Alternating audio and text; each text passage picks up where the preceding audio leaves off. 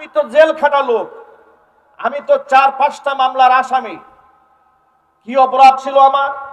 মাহফিল স্টেজ থেকে ধরে নিয়ে যাচ্ছে, জিজ্ঞেস করলাম অপরাধটা কিন্তু বলবেন, ভাই কিচ্ছু জানি না, সব উপরের নির্দেশ।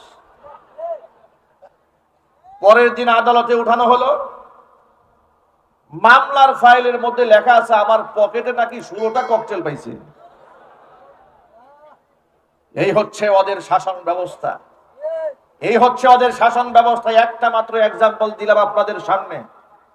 ওরা আমার কোনাবাড়ির কয়েকটা মাহফিল বন্ধ করে দিয়েছে, ওরা আমার কাশিমপুর ফুটবল মাঠে মাহফিল বন্ধ করে দিয়েছে, ওরা আমার কোনাবাড়ি হাই স্কুল মাঠে প্রোগ্রাম বন্ধ করে দিয়েছে, ওরা আমার এনটিকেসির সামনে মাহফিল বন্ধ করে দিয়েছে, ওরা পাম্পের অপোজিটের মাহফিল বন্ধ করে দিয়েছে, শফিপুর আন্দার মানিক মাদ্রাসার মাহফিল একদিন আগে গিয়ে বলে দিয়েছে মাদানী সাহেব যেন স্টেজে উঠতে না পারে। এভাবে আমার সমস্ত মাহফিলগুলো তারা বানচাল করে দিয়েছিল। কেন? আমার অপরাধটা কি? আমার অপরাধ হচ্ছে ওরা যে ইসলাম বিরোধী কর্মকাণ্ড করে, কোরআন সুন্নাহ সামনে রেখে ওদের সব গুমর আমি মাহফিলে ফাঁস করে দিই। এই ছিল অপরাধ। কথা বলতে হবে, ঠিক কিনা বলেন? ওরা যে ইসলাম বিরোধী কর্মকাণ্ড করতে, একটা এক্সাম্পল আমি আপনাদেরকে দেই কোরআন থেকে। দেখুন, ওদের ভাষায় তাহাজ্জুদ গুজারি, আমাদের ভাষায় হচ্ছে চরম পর্যায়ে ইসলাম বিদ্বেষী রক্তখেকু একটি মানসিক বিকারগ্রস্ত স্বৈরাচারী জালেম শেখ হাসিনা। এই রক্তখেকু নরপিচাস শাপলা চত্বরে 2013 সালের 5 মে তার নির্দেশে যখন গণহত্যা চালানো হয়েছিল, হাজার হাজার মানুষকে যখন শহীদ করা হয়েছিল রাতের আধারে, তাহাজ্জুদ গুজারি মাদ্রাসার তালিমুল ইলমদের বুকটাকে বুলেটের দিয়ে ঝাঁঝরা করে দেওয়া হয়েছিল। সে জাতীয় সংসদে দাঁড়িয়ে বলেছিল হেফাজতের লোকদেরকে একটা গুলির ঘটনা ঘটে নাই, গায়ের মধ্যে রং মেখে তারা অভিনয় করেছিল। বলে নাই? আলেমরা জবাব দেন না, বলে নাই? এর মানে হচ্ছে সে শহীদদের রক্তের সাথেও তামাশা করেছে। কথা বলতে হবে, ঠিক কিনা বলেন? তার মধ্যে আলেমদের প্রতি এবং ইসলামের প্রতি কত ক্ষোভ ছিল তার আরেকটা প্রমাণ দেই। কোরআন মাজিদ আমার সামনে, আমি সূরা আহজাবের 59 নম্বর আয়াত আপনাদের সামনে তেলাওয়াত করেছি। আমি এই আয়াত থেকে আপনাদেরকে প্রমাণ দেব তার মধ্যে ইসলামের এলার্জি কত ভয়ঙ্কর ছিল। সে একটি সাংবাদিক সম্মেলনে বলেছে এদেশের মুসলিম মেয়েরা যে বুরকা পরে, হাত মোজা পা মোজা পরে, হাত মোজা পা মোজা পরা বুরকাওয়ালি হিজাবধারী নারীদেরকে সে বলেছে জীবন্ত ট্রেন্ড হয়ে ঘুরে বেড়াতে কোনো মানে নাই। সে তাবু বলে, জীবন্ত তাবু হয়ে ঘুরে বেড়ানো, এমন কথা বলে ইসলামের পবিত্র এই পোশাকের প্রতি সে বিদ্বেষ প্রমাণ করেছে। সে কোরআনের আয়াতকে অস্বীকার করেছে। আমি আপনাদের সামনে আল্লাহর কোরআন থেকে প্রমাণ দিতে চাই, স্বৈরাচারী হাসিনা আল্লাহ পাকের কোরআনের আয়াতকে কিভাবে অবজ্ঞা করেছে, তুচ্ছ-তাচ্ছিল্য করেছে, ব্যঙ্গ করেছে। মুফতি নেকরাম স্টেজে বসা, আল্লাহ পাকের কোন বিধান যদি কেউ অস্বীকার করে, কেউ ঠাট্টা করে, কেউ বিদ্রুপ করে, কেউ তামাশা করে কিংবা হালকা করে দেখে, আল্লাহর কসম করে বলি 14 বার উমরা করলেও মুসলমান থাকবে না, বেঈমান হয়ে যাবে। আল্লাহ রাব্বুল আলামিন কোরআন মাজিদের মধ্যে ঘোষণা করেছেন, আমার নবী, ইয়া আইয়ুহান নাবিয়্যু কুল লিআজওয়াজিকা ওয়া বানাতিকা ওয়া নিসাইল মুমিনিনা ইউদনিনা আলাইহিন্না মিন জালাবিবিহিন যালিকা আদনা আন ইউরাফনা ফালা ইউযাইন ওয়া কানা আল্লাহু গফুরার রহিমা।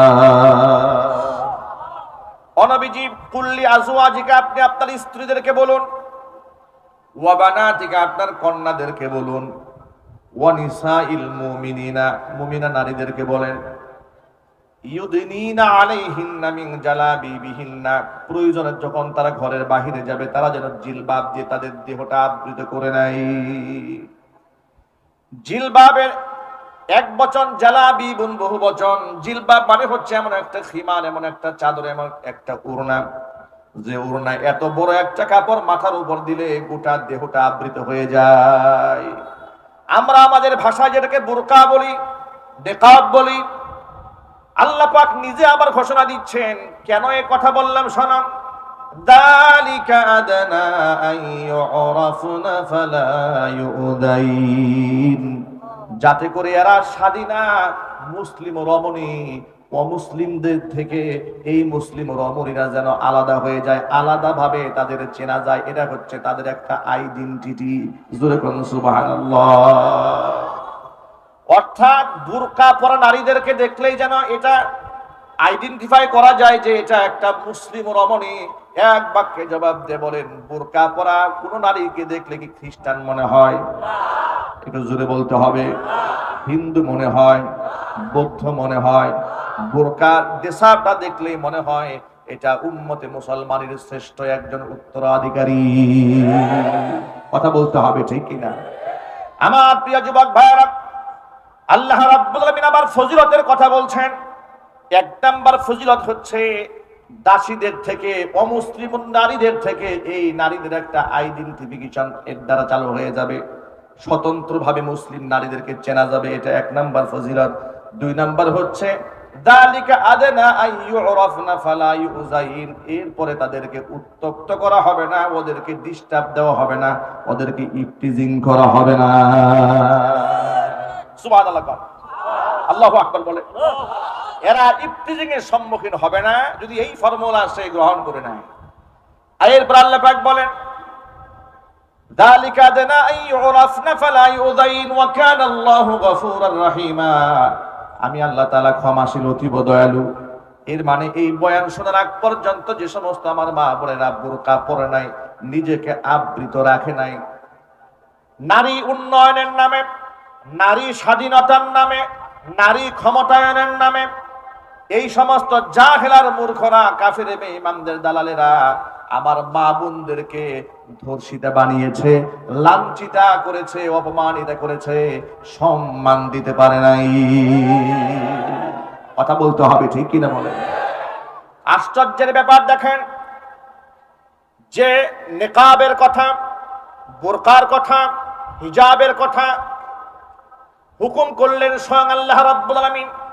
এই আয়াতের তাফসিরে ইবনে মাসউদ রাদিয়াল্লাহু তাআলা আনহু বলেছেন, এমন একটা পোশাক এখানে পড়তে হবে। মুফাসসিরিনে কেরাম ভিন্ন ভিন্ন তাফসির করেছেন। নারীরা এমন পোশাক পরে বের হবে, চোখ যেন দুইটা দেখা না যায়, যেন একটা দেখা যায়। সুবহানাল্লাহ। এমন কঠিন কঠিন কথাও মুফাসসিরিনে কেরামরা বলেছেন। একটু আন্দাজ করেন তো আপনারা, তাহলে আপনারা এক বাক্যে জবাব দিয়ে বলেন, একেবারে আপাদমস্তক ঢেকে রাস্তায় বের হওয়ার বিধান হুজুররা দিয়েছেন না আল্লাহ দিয়েছেন? আল্লাহর নাম বলতে কষ্ট হচ্ছে আপনাদের? চিৎকার দিয়ে বলুন না, কে দিয়েছেন জুড়ে বলেন।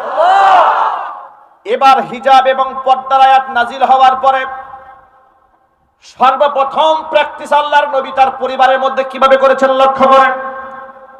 মুসনাদে আহমদের হাদিসের মধ্যে এসেছে, আল্লাহর হাবিব সাল্লাল্লাহু আলাইহি ওয়াসাল্লামের স্ত্রী উম্মে সালামা রাদিয়াল্লাহু তাআলা আনহা, হাদিসের রাবী, তিনি বলেছেন, কুনতু ইনদা রাসূলিল্লাহি সাল্লাল্লাহু আলাইহি ওয়াসাল্লাম ওয়া মাইমুনা, আমি এবং রাসূলের স্ত্রী মাইমুনা, দুইজন স্ত্রী রাসূলের কাছেই ছিলাম।